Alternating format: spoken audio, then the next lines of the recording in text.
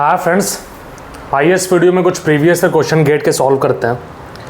General aptitude का कुछ question solve करेंगे लास्ट ईयर्स के, देखेंगे कैसे क्या अप्रोच होती है।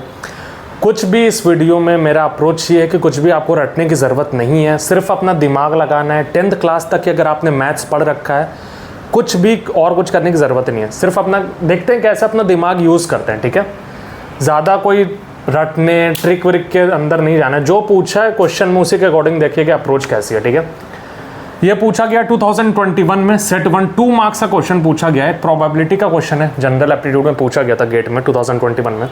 देखिए क्या बोलता है, देयर आर 5 बैग्स है, each containing identical set of 10 distinct chocolates. सब बैग्स में 10 अलग अलग चॉकलेट्स है और सारे बैग में सेम वो 10 आइडेंटिकल चॉकलेट्स है। 1 chocolate is pick from each bag, the probability that at least 2 chocolates are identical. क्या प्रोबेबिलिटी होगी कम से कम 2 चॉकलेट आइडेंटिकल हो। 2 एटलीस्ट 2 बोला है, 3 भी हो सकती है, 4 भी हो सकती है और 5 हो सकती है, क्योंकि 5 बैग है।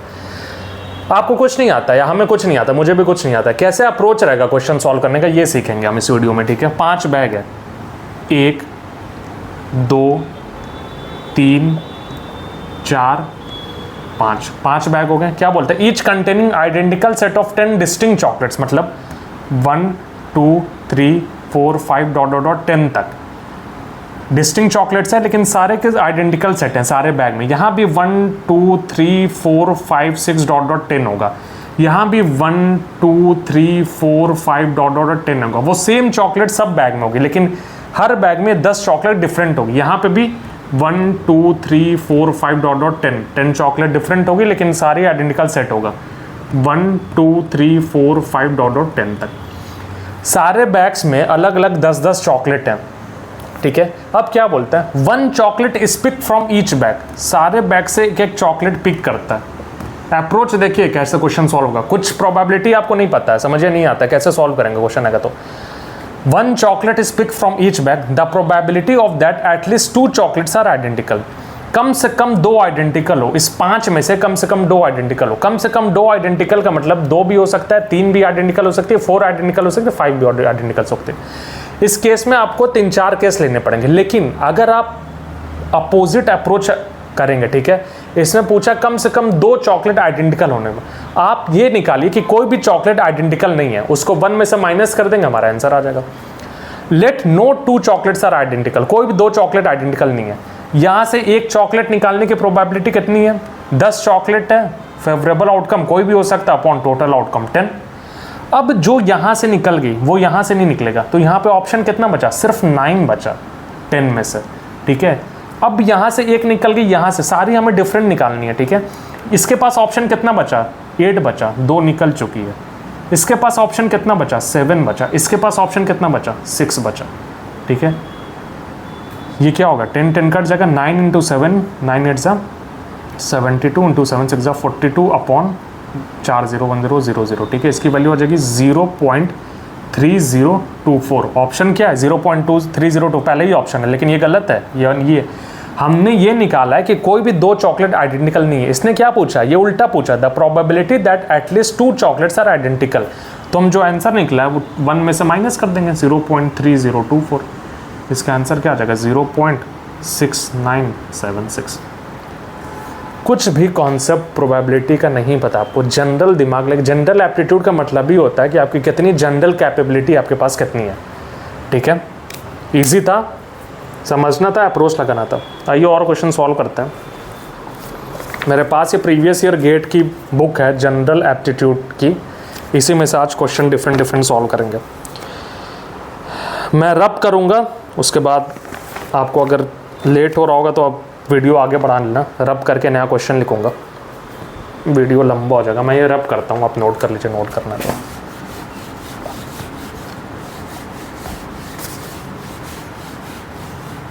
अप्रोच सीख जाइए क्वेश्चन सॉल्व करने का, कोई भी कॉम्पिटिटिव एग्जाम निकल जाएगा। मैंने बहुत सारे कॉम्पिटिटिव एग्जाम इसी तरह निकालने, अप्रोच सही करके। जनरल एबिलिटी जितनी, क्वेश्चन के समझने की एबिलिटी जितनी ज़्यादा होगी आपके पास, उतनी जल्दी क्वेश्चन सॉल्व कर पाएंगे। ठीक है, एक क्वेश्चन पूछा है, ये भी 2021 का क्वेश्चन है गेट का। सेट 2 मार्क्स, वो सेट 1 का था, ये सेट 2 का है, 2 मार्क्स का ये भी क्वेश्चन है। ठीक है, क्या बोलता है, चाहे तो मैं सारे क्वेश्चन करा दूं, लेकिन आर्बिट्रेरी कुछ 2-2 मार्क्स से अच्छे क्वेश्चन ले रहा हूँ, 1-1 मार्क्स वाले ईजी होते हैं। ये बोलता है रेशियो का क्वेश्चन है, द नंबर ऑफ स्टूडेंट, पूरा क्वेश्चन नहीं लिखूंगा, आप जाके देख लीजिएगा question, in 3 class, the number of student in 3 class are in the ratio of 3:13:6।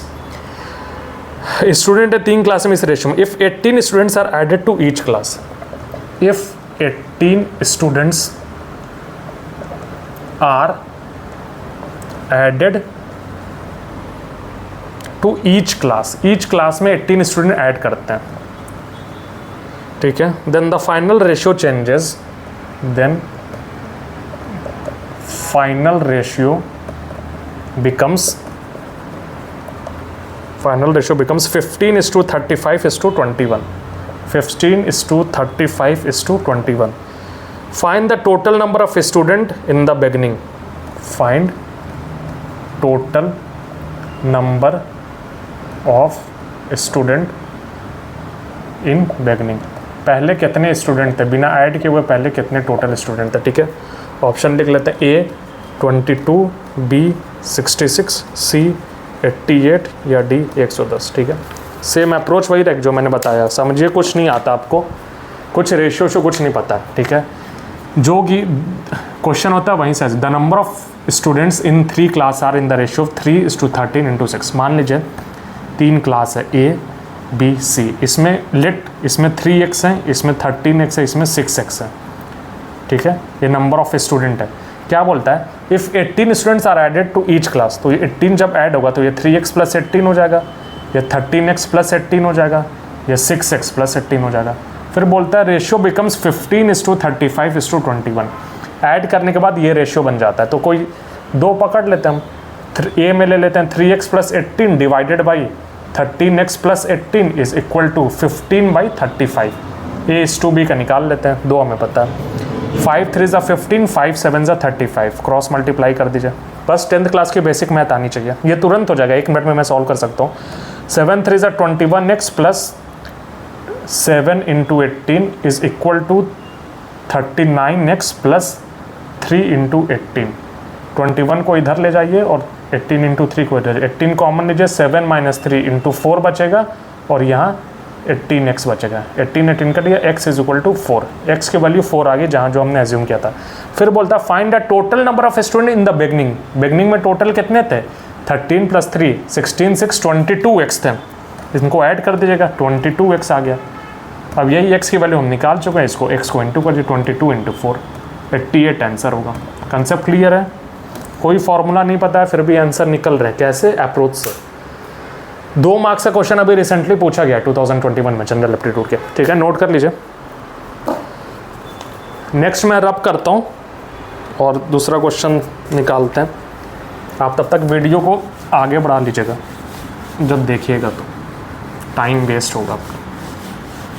सारे प्रीवियस ईयर तो नहीं करा पाऊंगा, अप्रोच बता रहा हूँ, जाके सारे कर लीजिएगा आप, सारे क्वेश्चन इसी तरह होंगे, ठीक है।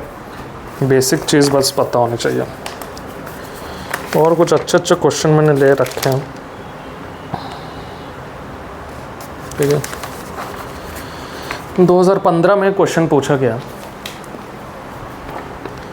2015 सेट 3, 2015 में सेट 3 में ये क्वेश्चन पूछा गया। क्वेश्चन क्या बोलता है, क्वेश्चन बोलता है a function is a linear, a function is linear, कोई लीनियर फंक्शन है।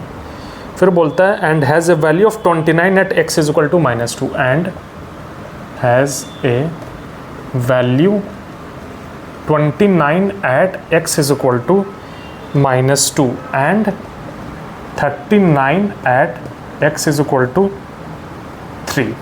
Find the value at x = 5.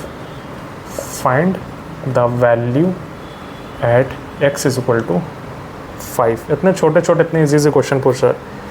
A 59, B 45, C 43, D 35, ठीक है। बेसिक बस पता होनी चाहिए, 10th क्लास की मैथ तक सारे क्वेश्चन सॉल्व हो जाएंगे। क्या बोलता है, a function is a linear, पहला क्वेश्चन सही बनाएंगे हम आंसर, ठीक है। फंक्शन लीनियर है, लीनियर की प्रॉपर्टी क्या होती है, लीनियर है मतलब ए की पावर एक्स प्लस बी, यही क्वाड्रेटिक होता तो a x square plus b x plus c, लेकिन ये लीनियर है तो एक्सप्रेशन क्या होगा लीनियर का, f x is equal to x plus b. सब लोग पढ़ चुके हैं 10th क्लास तक, ठीक है। फिर बोलता है इस फंक्शन की वैल्यू जो है 29 है जब x की वैल्यू -2 होती है, तो यहाँ पे x की वैल्यू जब -2 करेंगे तो -2a plus b is equal to 29, यही ये बोल रहा है, has a value of 29 at x is equal to -2। फिर बोलता है and value of 39 at x is equal to 3, जब x 3 रखेंगे तो ये क्या बन जाएगा 3a प्लस b, हमें पता नहीं a पता नहीं, फिर बोलता है इसकी वैल्यू 39 है। ये दो इक्वेशन बन गया 1 और 2, 1 और 2 बन गया। तो हम 2 में से 1 को 2 - 1 कर देंगे तो 3 - 2 5 हो जाएगा, b कट जाएगा, 39 - 29 10। a की वैल्यू 2 आ गई, a की वैल्यू 2 आ गई, जब a की वैल्यू यहाँ पुट करेंगे तो b क्या आ जाएगा 3 2 6 और 39 - 6 33। a की वैल्यू 2 आ गई, b की वैल्यू 3 आ गई। अब पूछता है कि फंक्शन की वैल्यू क्या होगी जब x 5 होगा, यही क्वेश्चन पूछ रहा है। अब हमें सब पता हो गया, हमें a भी निकल गया, b भी पता हो गया और x भी पता हो गया, fx पूछा है, यही पूछा है आंसर में। a क्या है a 2 है, x क्या है x बोला है 5 है, प्लस b क्या है 33 है, तो 5 2 10 प्लस 33, यही fx की वैल्यू होगी, यही हमें पूछा है। फंक्शन की वैल्यू क्या होगी x is equal to 5, 33 plus 10 is equal to 43, fx की वैल्यू क्या होगी 43, ऑप्शन क्या है 43। ईजी है, कुछ दिमाग लगाने की ज़रूरत है, कुछ भी नहीं है, जो क्वेश्चन दिया है उसके साथ जाइए, क्लियर हो जाएगा, ठीक है। आइए नेक्स्ट क्वेश्चन देखते हैं। अप्रोच सीख लीजिए, सारे क्वेश्चन सॉल्व हो जाएंगे, रटने की ज़रूरत नहीं है। मैं अपने वीडियो में सबसे पहले यही बोलता हूँ, जो रटा वो गया, एक क्वेश्चन नहीं सॉल्व हो पाएगा कॉम्पिटिटिव एग्ज़ाम का। कॉम्पिटिटिव एग्ज़ाम बनाया ही गया है कंसेप्ट के लिए, रटोगे तो नहीं हो पाएगा।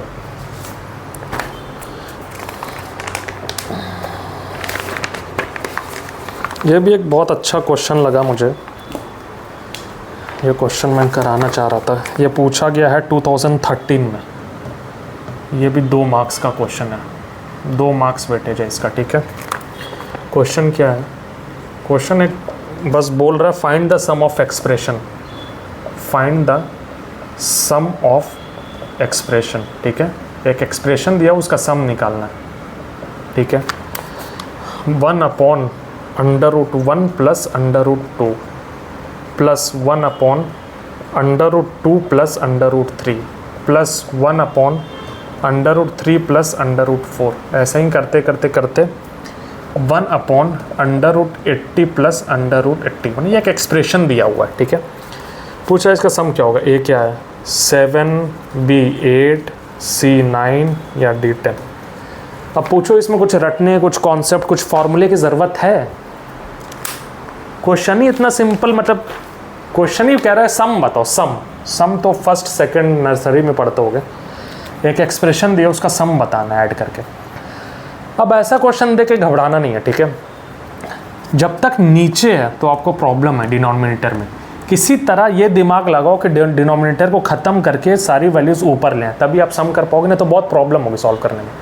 तो यहाँ क्या दिमाग लगा सकते हैं, एक को लेते हैं 1/√1 प्लस √2, इसको क्या ले सकते हो 1/√2 प्लस √1।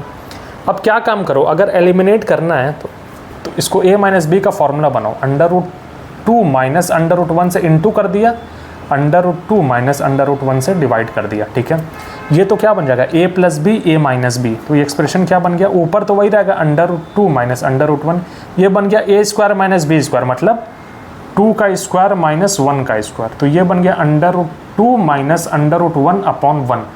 तो इसी को हम रीराइट कैसे कर सकते हैं, √2 माइनस √1, मतलब जो बड़ा है वो पहले आएगा, छोटा माइनस होगा। तो सबको ऐसे ही लिख पाओगे, जब तुम लिखोगे एक्सप्रेशन को तो ये बन जाएगा √2 minus √1 plus √3 minus √2 plus √4 minus √3 dot dot dot √81 minus √80, ठीक है। √2 √2 √3 √3 √4 √4 √80 बचा क्या सिर्फ √81 बचा माइनस √1 बचा, ठीक है।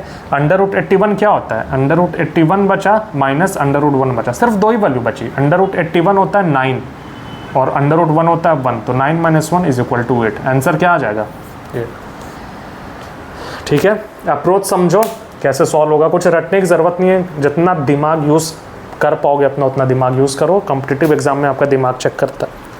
कितना फार्मूला रट के आए हो कुछ नहीं चेक करेगा, 100 फार्मूला रट लो, दिमाग नहीं कर पाओगे। ओके, आ जाओ, रब करता हूँ, दूसरा क्वेश्चन करता हूँ।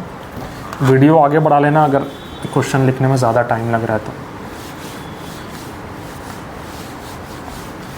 ये जनरल एप्टीट्यूड के सब ऐसे क्वेश्चन हैं कि सिर्फ गेट में नहीं, कोई भी एग्ज़ाम उठा के देख लो, कॉम्पिटिटिव एग्ज़ाम, कोई भी गवर्नमेंट कॉम्पिटिटिव एग्ज़ाम उठा के देख लो, चाहे एसएससी हो, बैंक हो, गेट हो, एनआईसी हो, नीलिट, जो भी हो एग्ज़ाम होता है, ठीक है। एक क्वेश्चन ये है, पूछ रहा है द वैल्यू ऑफ, अब देखो इसमें कुछ फॉर्मूले की ज़रूरत है, क्वेश्चन ही पूछा द वैल्यू ऑफ, मतलब आपका दिमाग चेक करना चाह रहा है। ये पूछा गया 2014 सेट 2 में, 2014 सेट 2 गेट में पूछा गया।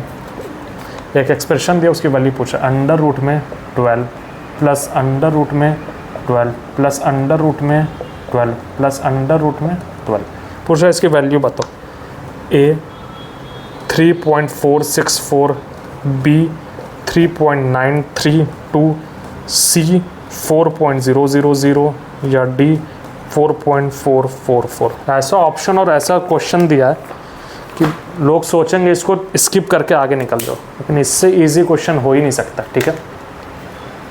फाइंड द वैल्यू ऑफ, मैंने पहले बोला जो पूछा उसी को x मान लो, जो पूछा उसी को x मान लो, इस पूरे एक्सप्रेशन को x मान लो, ठीक है। तो इसको रीराइट कैसे कर सकते हो सॉल्व करने के लिए, अंडर रूट 12 प्लस x, ये भी x बन गया। जब पूरा ही x है और सारे एक्सप्रेशन से मैं ये भी x हो गया, ये भी x हो गया, तो क्या लिख सकते हैं, अंडर रूट बड़ा सा plus x is equal to x, हमने इसको x माना है। स्क्वायर कर दो दोनों साइड, स्क्वायर रूट खत्म हो जाएगा, 12 प्लस से x is equal to x square, तो ये क्या बन गया, x square minus x minus 12 is equal to 0, quadratic equation बन गई। इसका फैक्टर क्या होगा, x square minus 4x plus 3x minus 12 is equal to 0, x common ले लो, x माइनस 4 प्लस 3 कॉमन ले लो, x माइनस, और दो फैक्टर बने, x minus 4 is equal to 0, x plus 3 is equal to 0, यहाँ से x इज इक्वल टू 4 आ गया, यहाँ से x is equal to minus 3 आ गया, 2 आ गया, ठीक है। अंडर रूट में नेगेटिव तो होगा नहीं, एक्सप्रेशन देखो 4.00 डराने के लिए दिया था, आंसर क्या 4 है। इससे इजी क्वेश्चन हो सकता है कोई, इससे इजी क्वेश्चन हो सकता है तो बताओ, ठीक है। हाँ और क्वेश्चन देखते हैं यार, देख रहा हूँ कुछ फार्मूले की ज़रूरत है, मुझे तो नहीं लग रहा है कुछ फार्मूला इसमें लगेगा, रटते रहो फार्मूला। एग्जामिनर तो चाहता ही आप फार्मूला रटो और एलिमिनेट हो जाओ, जो अच्छे स्टूडेंट रहेंगे वो आ जाएंगे बिना फार्मूला रटे हुए। फार्मूला रट के टाइम वेस्ट मत करो, अपना दिमाग यूज़ करो, वो ज़्यादा बेटर एफिशिएंट होगा आपको कॉम्पिटिटिव, कोई भी कॉम्पिटिटिव एग्ज़ाम निकालने के लिए। और सबसे अच्छा अप्रोच ये कि प्रीवियस ईयर क्वेश्चन सॉल्व करो। जितने प्रीवियस ईयर क्वेश्चन, मतलब जो भी क्वेश्चन प्रीवियस ईयर में पूछा जाता है उनका बहुत ही बढ़िया लेवल होता है, ना तो बहुत हाई होता है ना बहुत लो होता है। तुम प्रीवियस ईयर नहीं लगा के कोई भी टेस्ट सीरीज़ उठा लो, या तो इतने ज़्यादा हाई पूछेंगे कि दिमाग ख़राब हो जाएगा, वो कुछ यूज़ का भी नहीं है, उसको कुछ करना थोड़ी ना उतना मेहनत करके। प्रीवियस ईयर सॉल्व करो सभी से। 2013 में 2 मार्क्स का पूछा हुआ क्वेश्चन है, 2 मार्क्स करके सोचो कितने मार्क्स आ जाएंगे, ठीक है। क्वेश्चन है, क्वेश्चन बड़ा लगेगा तो वीडियो स्किप कर लेना, डायरेक्ट सॉल्यूशन पे आना। A tourist cover half of his journey by train at 60 kilometre per hour. A tourist cover half of its journey by train at 60 kilometre per hour. आधी journey train से कर सकता है। Half of the reminder, half of reminder, जो बचा reminder उसका half by bus करता है 30 kilometre, by bus at 30 kilometre per our.